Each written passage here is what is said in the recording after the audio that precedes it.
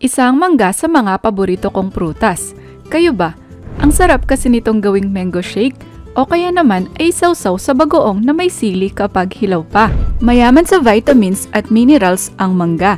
At ito ay nagtataglay ng mahigit 100 iba't ibang healthy plant compounds na polyphenols. Kaya naman napaka-healthy ng mangga para sa ating kalusugan. Ang ilan sa mga benefits nito ay number 1, pinopromote ang eye health. Ang mangga ay mayaman sa beta-carotene at vitamin A. Ang mga essential nutrients na ito ay tumutulong sa pagpapabuti ng eye health. Kung ikaw ay may vitamin A deficiency, ito ay maaaring magdulot ng pagkabulag, dry eyes, nighttime blindness, o corneal scarring. So, pinopromote ng vitamin A ang healthy eye at vision. Ito rin ay napakahalagang vitamin para mapanatiling maganda ang function ng cornea. Ang human eye ay mayroong 2 major carotenoids tulad ng lutein at zeaxanthin na matatagpuan sa mangga. Base sa pag-aaral, ang carotenoid na taglay ng mangga ay sinasabing proven na nakakatulong upang mapababa ang risk ng age-related macular degeneration, isang eye condition na mas lumalala pagtanda. Ang zeaxanthin naman ay mayroong anti-inflammatory properties na posibleng nagdudulot ng protective mechanism. Nagsisilbi ding natural sunblock sa loob ng retina ang lutein at zeaxanthin na siyang umaabsorb sa excess light. Pinoprotektahan din nito ang mga mata mula sa nakakapinsalang blue lights. Number 2, nagbibigay proteksyon laban sa cancer. Ang mangga ay nagtataglay ng bioactive compound na mangiferin. Ayon sa pag-aaral, ang mangiferin ay nagbibigay proteksyon laban sa cancer tulad ng lung, colon, liver, breast cancers at iba pa. Mayroon ding beta-carotene ang mangga na nagiging vitamin A kapag na-absorb ng katawan. Ang vitamin A ay nagbibigay proteksyon laban sa skin cancer. Maliban doon, ang mangga ay nagtataglay ng ascorbic acid, carotenoids, polyphenols at terpenoids na may anti-cancer properties. Base sa pag-aaral na isinagawa ng Texas University, ang polyphenols na matatagpuan sa mangga ay mayroong anti-carcinogenic effects. Ito ay nakakatulong upang mapababa ang oxidative stress na nagdudulot ng chronic diseases tulad ng cancer.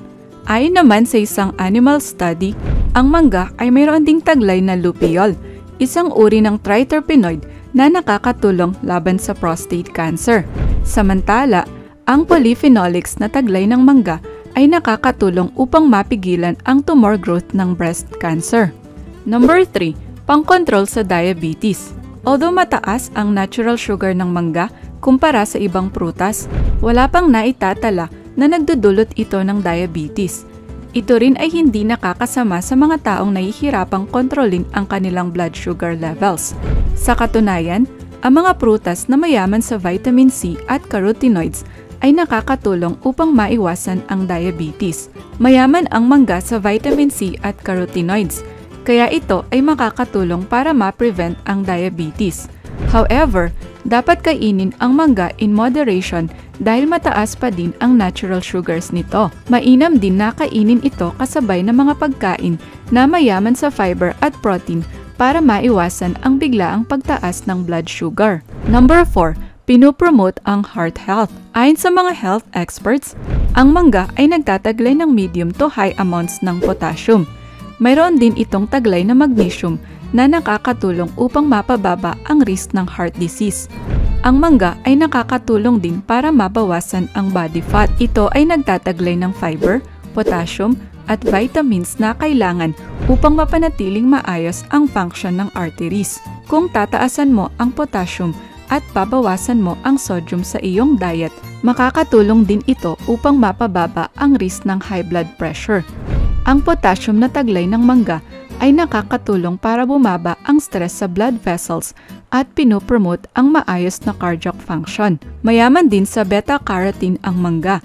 Ang carotenoids ay posibleng makatulong upang mapababa ang risk ng heart disease sa pamamagitan ng pagpigil sa oxidation ng cholesterol sa arteries. Dahil sa taglay na mangiferin ng mangga, nakakatulong din itong pababain ang bad cholesterol levels at pataasin ang good cholesterol. Number 5, pinapanatiling healthy ang skin at hair. Ang mangga ay may good amount din ng vitamin A na nagbibigay ng sebum para mapanatiling moisturize ang hair. Ang vitamin A ay nakakatulong din sa paglago ng skin at hair tissues. Mayroon ding taglay na vitamin C ang mangga na sumusuporta sa production at maintenance ng collagen. Ito ang pinakamaraming protein sa katawan na nagbibigay struktura sa buhok at balat. Ang beta-carotene na makukuha sa mangga ay isa ring photoprotective agent na nagbibigay proteksyon sa skin mula sa ultraviolet rays. Ayon sa Chinese study, ang polyphenols ng mangga ay mayroon ding anti-cancer activity na nagbibigay proteksyon laban sa skin cancer. Number 6. Pampalakas ng immunity. Kung madalas kang magkaroon ng common colds, maaaring mahina ang iyong immune system. Buti na lang, maraming pagkain na mayaman sa vitamin C, kagaya ng mangga. Ang vitamin C ay nagsisilbing antioxidant at tumutulong palakasin ang immune system. Pinopromote nito ang production ng white blood cells na lumalaban sa virus at bakterya. Ang mangga ay mayaman din sa beta-carotene, isang uri ng carotenoid na nakakatulong pagandahin ang immune system. Furthermore, ang vitamin A din nito ay nakakatulong palakasin ang immune system at nagbibigay proteksyon laban sa mga nakakahawang sakit. Mayroon din itong ibang nutrients na sumusuporta sa immunity, tulad ng B vitamins, vitamin E, folate at copper. Number 7. Nakakatulong sa digestion at weight loss. Ang mangga ay nagtataglay din ng digestive enzymes, kagaya ng amylase.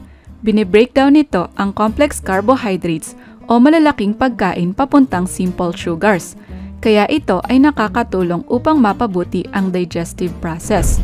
Ang mangga ay mayroon ding polyphenols na maaaring makatulong sa symptoms ng constipation. Marami ring taglay na water at dietary fiber ang mangga na nakakatulong sa digestive problems, kagaya ng constipation at diarrhea. In addition, ang balat ng mangga ay nakakatulong upang mapigilan ang adipogenesis o formation ng fat cells. Ang fiber ng mangga ay maaaring makatulong din sa weight management. Number 8. Pinopromote ang brain health, good mood, at better sleep. Dahil sa taglay na vitamin B6 ng mangga, ito rin ay nakakabuti sa brain health. May kakayahan itong pagandahin ang memory at nagbibigay proteksyon laban sa mild cognitive impairment. Ang vitamin B6 ay nakakatulong din sa pag-boost ng energy. Sinusuportahan din ito ang production ng serotonin, isang uri ng chemical na pinopromote ang good mood at better sleep. Napakaraming benefits ng mangga, di ba? Pero sa kabilang banda, ito ay mayroon ding side effects na dapat tandaan. Bagamat safe itong kainin, ito ay posibleng magdulot ng allergic reactions at contact dermatitis dahil sa taglay nitong latex. Ang mga taong allergic sa latex ay posibleng makaranas ng cross-reaction sa mangga na nagdudulot ng oral allergy syndrome. Ito ay isang kondisyon kung saan ang isang tao ay may kaparehong reaction sa magkaibang allergens tulad ng pollens, fruits at latex. Ang mga taong allergic sa latex ay maaaring makaranas ng burning o tingling sensation sa labi, dila o lalamunan. Maaari ring makaranas ng pamamaga ng labi, dila o lalamunan pagkatapos kumain ng mangga. Moreover, ang balat ng mangga ay nagtataglay ng urushiol, isang toxic resin na nagdudulot ng dermatitis. Ito ay organic compound na natatagpuan sa poison ivy plant at mga puno ng mangga. Ang urushiol ay nagdudulot ng makating red rashes matapos makahawak ng poison ivy plant.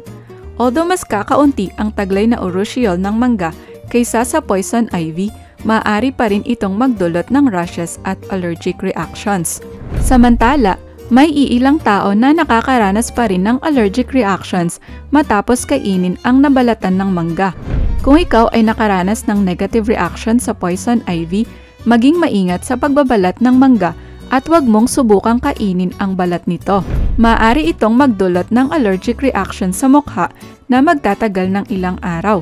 Although bihira lang mangyari, ang mangga ay posible ring magdulot ng severe allergic reaction tulad ng anaphylaxis. Ang mga symptoms nito ay pantal, pamamaga, hirap huminga at paninikip ng dibdib. Dahil mayaman sa sugar at fiber ang mangga, ang labis na pagkonsumo nito ay maaaring magdulot ng diarrhea at pagtaas ng blood sugar levels.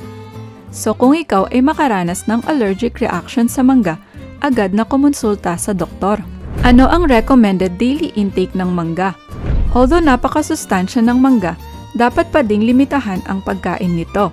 Ang mangga ay isa sa pinakamatamis na prutas at nagtataglay ng mas maraming sugar kaysa sa ibang prutas. Kung ikukumpara din ito sa ibang prutas, mas mababa din ang fiber ng mangga.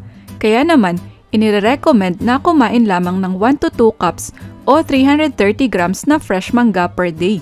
Ikaw, paborito mo din ba ang mangga?